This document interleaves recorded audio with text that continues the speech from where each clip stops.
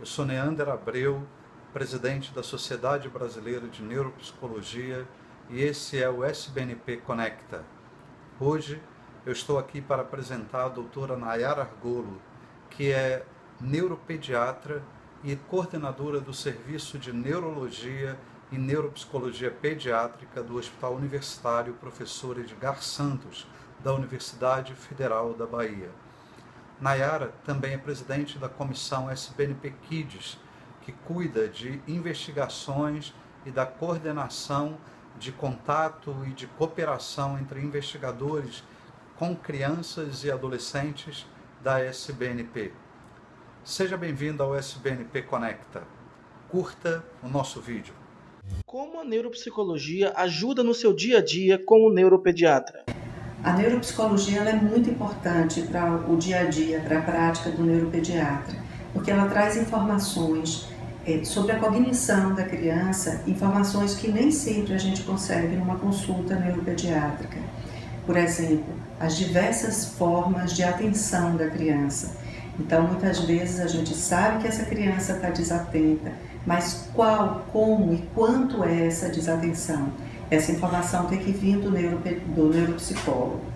Bem, quando a gente vai avaliar uma criança a longo prazo, principalmente as crianças de risco, conhecer fatores de cognição rebaixado nos primeiros anos de vida, no período pré-escolar, dá para o neuropediatra uma visão de futuro. Se esses são fatores preditores dessa criança ter a longo prazo alguma dificuldade de aprendizado, agora a gente pode fazer uma intervenção. Esse é apenas um exemplo. Em um relatório de avaliação neuropsicológica, quais as informações mais relevantes para o neuropediatra?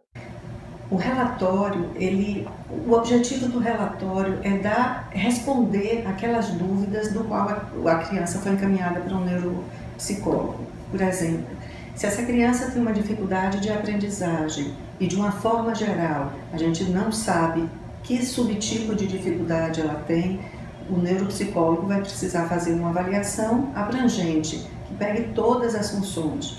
Mas o importante é como isso vai retornar ao médico.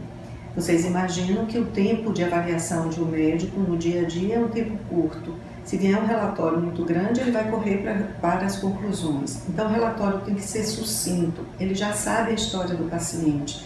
Esse relatório tem que responder exatamente as perguntas que ele encaminhou para o neuropsicólogo. Bem, o neuropediatra que já tem, ou o psiquiatra infantil que tem conhecimento da neuropsicologia, é muito fácil para ele entender o relatório.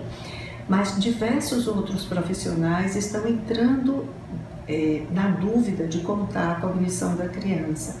Vou dar um exemplo do que a gente trabalha, que é a anemia falciforme, o hematologista quer saber como está o desenvolvimento cognitivo dessa criança. Então, as perguntas e a forma com que você tem que responder nesse relatório tem que ser muito clara. Quais foram os testes que foram utilizados por parte? Então, se eu fiz função executiva, eu fiz tal teste, esse teste mede isso e o resultado da criança foi abaixo, na média ou acima. E quais as consequências no dia a dia dessa criança? Tem que lembrar que o médico generalista, ele não sabe o que é uma atenção alternada, atenção dividida, ou memória de longo prazo, ou memória operacional. E essa resposta tem que ter para ele nesse relatório. Então, eu estou julgando memória operacional com tal teste, a memória operacional de tal função, a consequência do paciente ter rebaixado é essa. Tem que ser sucinto, o médico não tem tempo. Quem deve fechar o diagnóstico de um paciente? O neuropsicólogo ou o médico? Bem, depois do ato médico, quem tem que dar o diagnóstico é o médico. Só que quando o neuropsicólogo avalia a criança, ele vai ter vários dados em que ele pode também estar dando o diagnóstico. Só que eu estou respondendo do ponto de vista legal. Do ponto de vista legal, essa é uma sobrecarga para o médico, é uma responsabilidade para o médico. O que é que o neuropsicólogo pode fazer e deve fazer? É no relatório descrever o perfil final. Se nesse relatório eu descrevi o que essa criança tem de pontos fracos e pontos fortes na cognição, eu posso no final fazer uma conclusão do perfil que eu encontrei e dizer que esse perfil é compatível com tal grupo de doença. Então ele pode sugerir um diagnóstico. E é importante a gente lembrar que o neuropsicólogo ele fica mais tempo com a criança, numa avaliação mais prolongada do que o médico. Então, a observação do comportamento da criança, a aplicação de escalas é muito mais completa que o médico. Então, o médico deve receber essas informações. Como foi o rendimento dessa criança em tais escalas, como foi a resposta que os pais deram em tal questionário, e é exatamente a junção disso tudo que vai dar um perfil cognitivo e comportamental dessa criança e a sugestão do diagnóstico. Mas, do ponto de vista legal, é o médico sim quem fecha o diagnóstico. Qual o seu posicionamento diante da campanha contra o uso de metilfenidato? Eu acho que tem aspectos positivos e negativos. Vamos começar pelos positivos. Eu acho que alertar a população de que as medicações psicoestimulantes, entre elas o metilfenidato, que é a mais conhecida, é a Ritalina, ela não deve ser usada, primeiro, como droga recreativa e, segundo, para aquelas pessoas que querem passar uma prova, ou querem fazer um concurso, ou querem ficar acordados dando um plantão ou fazendo alguma outra atividade, até mesmo ligada ao próprio trabalho. Não é uma brincadeira, é uma medicação. Então, eu acho que alertar a população sobre isso é importante. Então, a gente vê que tem estudantes, inclusive universitários, que utilizam a medicação para fazer prova. O objetivo do remédio não é esse. Medicação é para tratamento de alguma doença. Eu digo sempre que, se for para ter alguma doença, que seja alguma que tenha remédio, que tenha tratamento.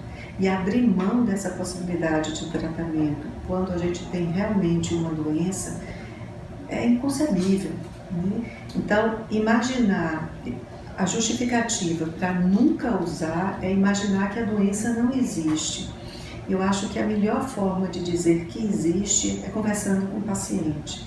Então, Paulo Matos fala uma coisa que eu gosto muito. Ele diz que as pessoas acham que só existe doença do pescoço para baixo.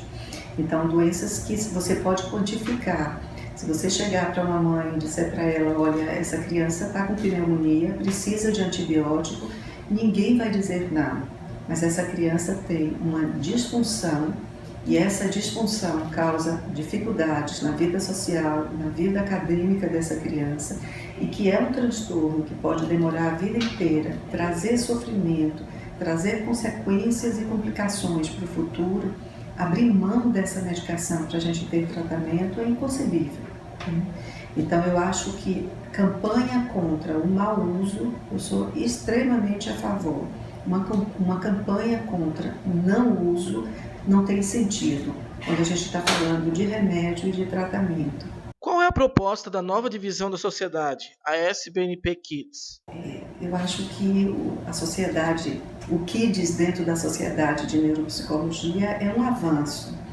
Então, em geral, as cabeças pensantes da sociedade ligadas à psicologia de adulto trouxe um grande crescimento dentro dessa neuropsicologia e vai continuar trazendo. A proposta da gente é: a neuropsicologia infantil é grande, ela tem as suas particularidades, que é bastante diferente da neuropsicologia do adulto, e ela precisa de um espaço especial dentro da sociedade. Então, o objetivo da gente é trazer um espaço maior para o tema infantil, sobre crianças e adolescentes, nos eventos, nos congressos da sociedade, mas que também a gente tenha congressos em separado, que tenha eventos em separado somente da neuropsicologia infantil.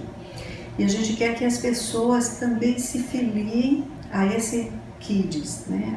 a sociedade Kids, para trazer novas ideias, para trazer dúvidas, para que esse começo seja enriquecido com o dia a dia, a prática, o dia a dia do neuropsicólogo, que trabalha com crianças e adolescentes.